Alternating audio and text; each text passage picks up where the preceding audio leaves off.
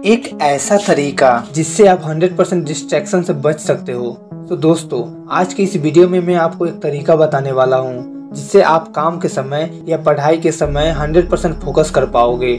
Distraction और focus से related आपने कई सारे वीडियोस देखे होंगे जिसमें आपको डिस्ट्रैक्शन से बचने के लिए कई तरीके बताया जाता है, लेकिन बस एक तरीका जिसे आप समझ गए ना तो आप कभी डिस्ट्रैक्ट नहीं हो पाओगे और आपकी फोकस भी कई गुना तक बढ़ जाएगी। आप अपनी स्टडी चाहे जितने घंटे करते हो, अगर उस टाइम आप डिस्ट्रैक्ट होते हो तो आपकी सारी पढ़ाई बेकार होगी, क्योंकि उस टाइम आपके पास फोकस ही नहीं है। तो बिना टाइम वेस्ट किए उस तरीके को जानने की कोशिश करते हैं। तो सबसे पहले हमें समझना होगा कि हम डिस्ट्रैक्ट कब होते हैं।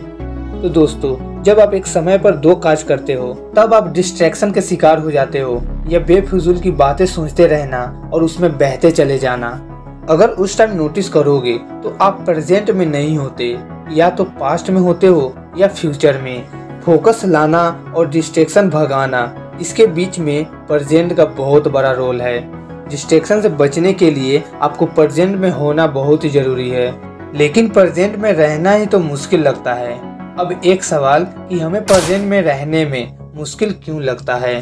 तो देखो, जब आप किसी एक रास्ते से जाते हो और जिस प्रकार की वस्तुएं आपके सामने आती जाती है, आप उसको ऑब्जर्व करते जाते हो, आप उसके बारे में सोचते रहते हो।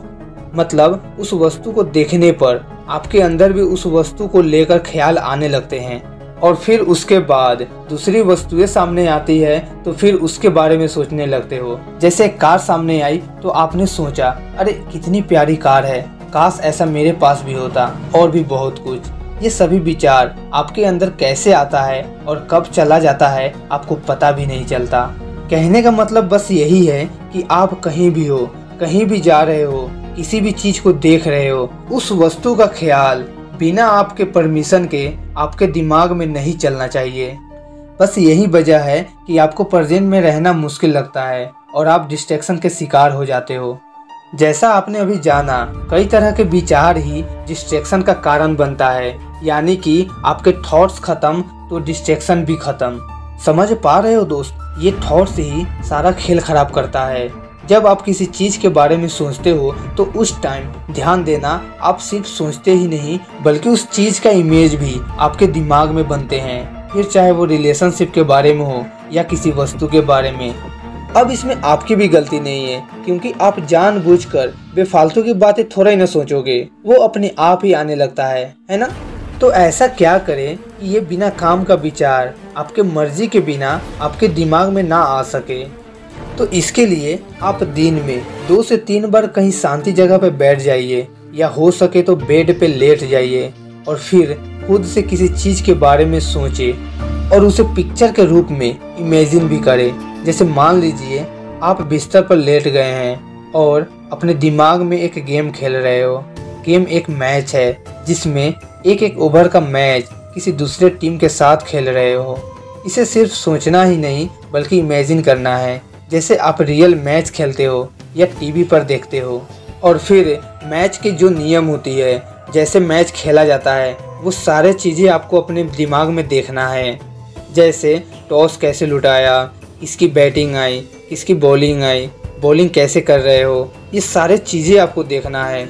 आप किस तरह से बैट पकड़े हुए हो, किस तरह से रन भाग रहे हो, फिर कितनी प्यार से अपनी यर्कल बॉल को छक्का मारे, ये सभी आपको ऑब्जर्व करना है और उसे पूरे गहराई से देखना है। जिस तरह मैच में आउट होने के बाद रिवर्स करके देखता है, उसी तरह आपको भी अपने दिमाग में रिवर्स करके देखना है।